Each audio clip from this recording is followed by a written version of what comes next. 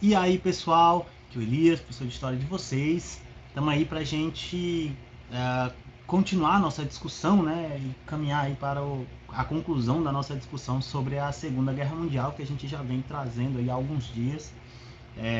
Então hoje a gente vai falar, né, sobre esse processo de virada, né, que ocorreu a partir de 43, 44, né, quando a gente vai ter uma virada drástica dos rumos da guerra, né? Principalmente após a Operação Overlord, né? Que foi o desembarque da Normandia, o famoso dia D.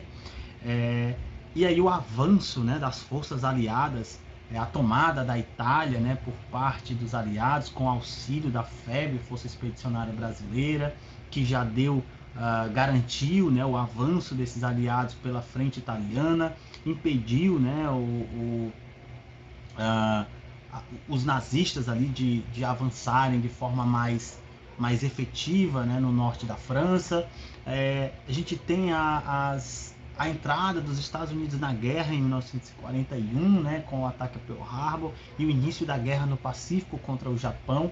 Então, a partir, né, daí de 42, 43, a gente já via essa virada, né, no que até então se pensava ser, né, o avanço, a ofensiva alemã e, consequentemente, a conquista alemã de boa parte da Europa. Então, a partir de 43, 44, a gente vai vendo essa virada ocorrer, né? E os eventos, vamos dizer assim, mais cruciais daí a gente tem a tomada da Itália, o desembarque da Normandia, né, em 1944, a derrota da Operação Barbarossa lá na Rússia, né, na Batalha de Stalingrado, e o avanço soviético contra a Europa, né, oriental, caminhando, né, com o Exército Vermelho em direção a Berlim. Então a gente vai ter aí um cenário, né, em que a Alemanha ela ia se isolando, né, já que o Japão estava ali travando guerra com os Estados Unidos.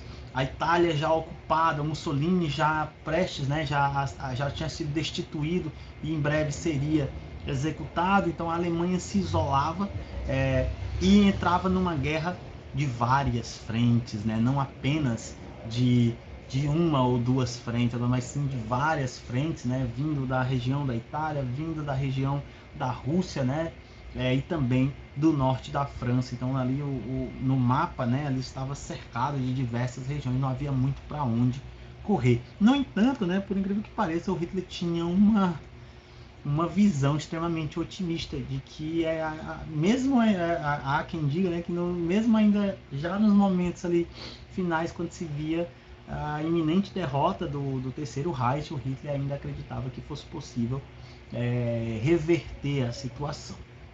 Então a gente vai chegar aqui nos momentos mais dramáticos da guerra, né, que são a tomada de Berlim em 1945 e a detonação das duas bombas nucleares, né, duas bombas atômicas, sobre a cidade japonesa de Hiroshima e Nagasaki. Então, para a gente entender isso, a gente vai comentar agora. Então, Berlim, pessoal, é tomada em 1945, né? A operação ofensiva, né, estratégica de Berlim era composta aí pelo Exército Vermelho. Então, o Exército Vermelho vem avançando ali da região da Rússia, né, depois da vitória, né, lá em Stalingrado, e vai avançando, retomando territórios que eram antes pertencentes aos nazistas que haviam avançado, né, ali na região da Polônia e de outros locais, e vão avançando, tomando também os campos de concentração que haviam sido criados, né. Eu vou fazer uma aula só sobre os campos de concentração, né, que surgiram ao longo da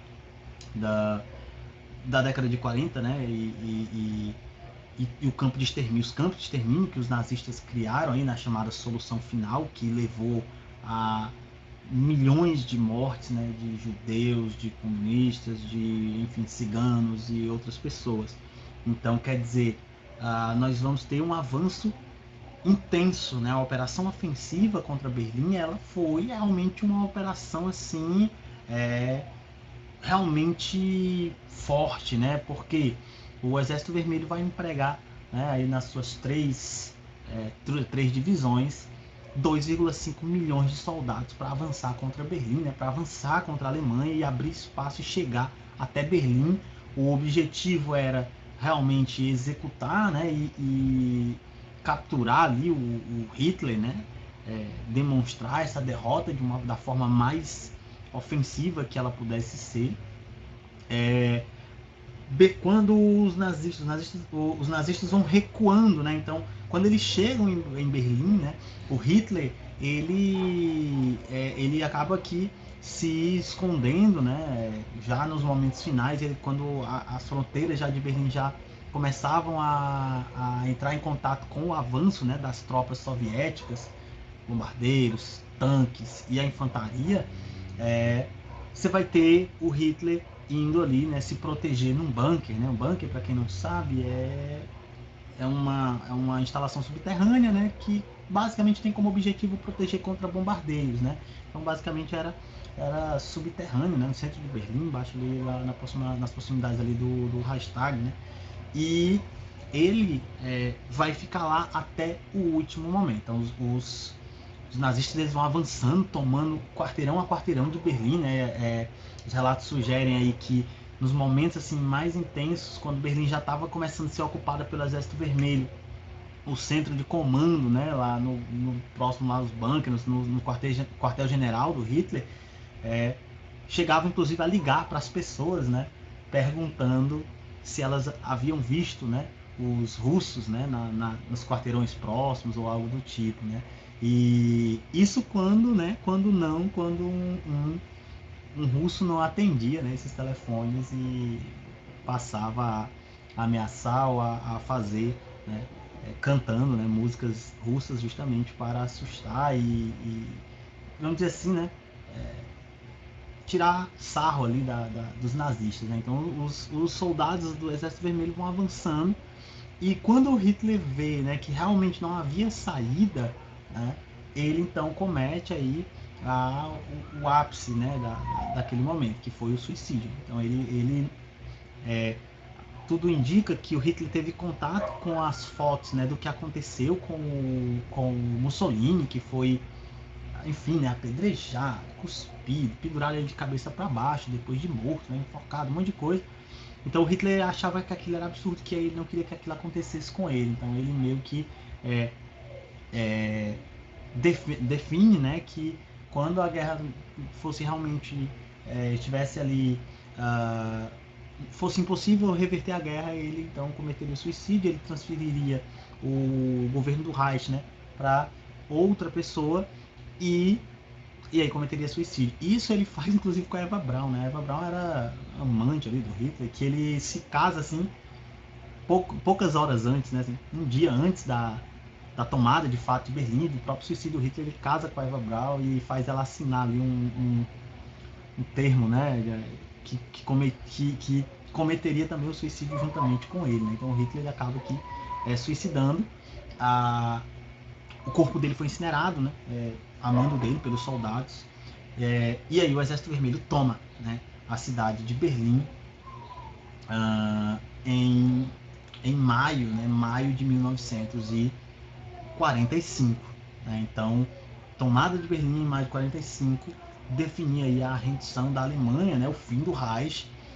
O Hitler, os restos mortais do Hitler ainda foram encontrados, né, pelos soldados, provavelmente quando o corpo do Hitler foi incinerado, as tropas soviéticas já estavam invadindo a cidade de Berlim e então foi uma coisa meio que às pressas, mas algumas partes ainda do Hitler foram encontradas, né? A mandíbula dele, o moço da cabeça foi encontrado ali e aí foram levados para a União Soviética, né? Então, tomada Berlim pelo exército soviético, você teria ali então o fim do Reich, né? E aí em outros locais as forças da SS, né, que eram ali as tropas de elite, né, do governo do Hitler, vai se desarticulando e aí a rendição ela se torna incondicional.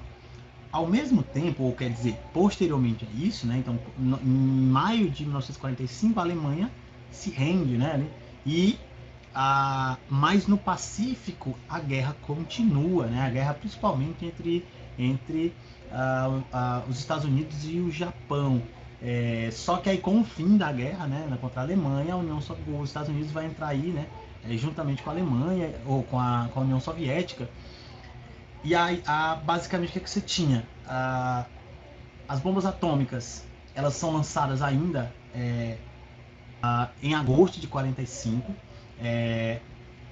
e a intenção, né, de certa forma, era forçar a saída, né, um ultimato, né, então basicamente ou o Japão saía da guerra, porque mesmo com a Alemanha derrotada, o Japão continuou guerreando, né, isso durante todo o ano de 1945. E aí, para tentar, né, entre aspas aí, para tentar forçar a saída do Japão da guerra, os Estados Unidos lançam as bombas de Hiroshima e Nagasaki, né, a Little Boy e a Fat Man, que aí você vai ter uma destruição material gigantesca, né, as duas cidades foram assoladas pela bomba atômica, e você vai ter um saldo de aproximadamente 160 mil pessoas, né, mortos, fora feridos, e as pessoas que sofreram com as consequências posteriores da radiação, né, porque como a gente sabe, a radiação ela não se dissipa rapidamente, ela fica lá por muito tempo, e ainda hoje é possível encontrar pessoas que sofreram em decorrência dessa radiação, né?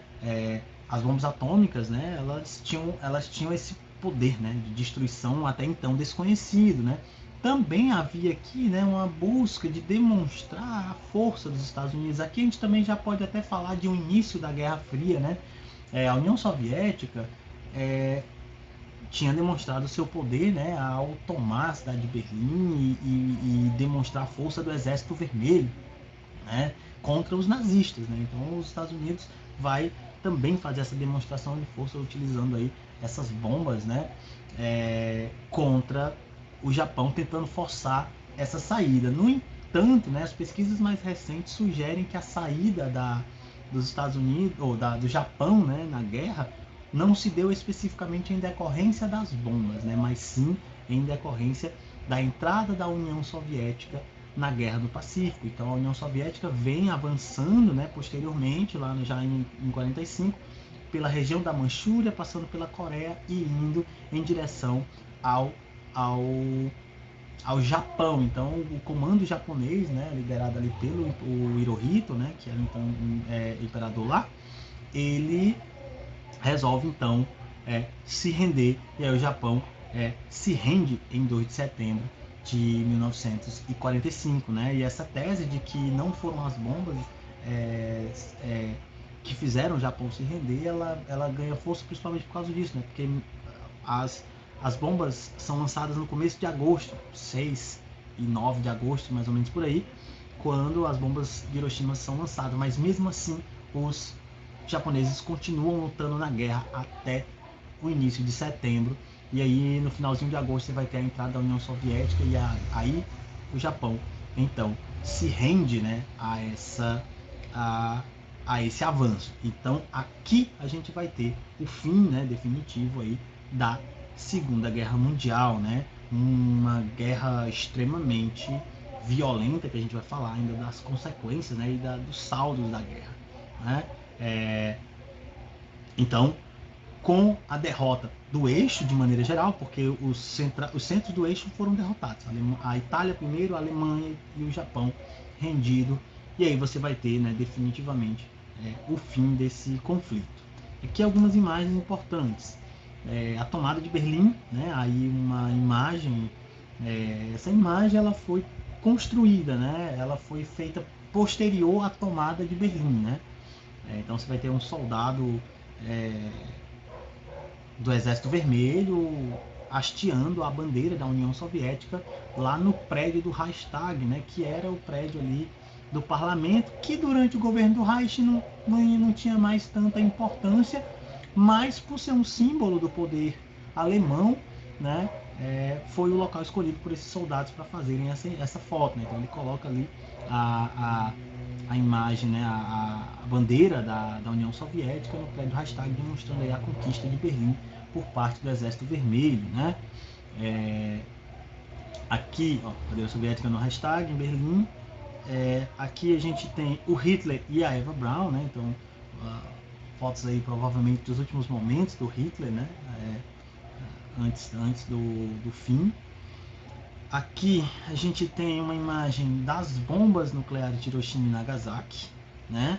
Então, bombas, o projeto Manhattan, né, que foi o projeto de construção das bombas nucleares, ele surgiu, né, em decorrência do medo que se tinha de que os nazistas, né, tivessem ali desenvolvendo uma arma dessa categoria. Os Estados Unidos vão investir bilhões de dólares na criação de duas bombas, né, de proporção gigantesca, né, até então não conhecida.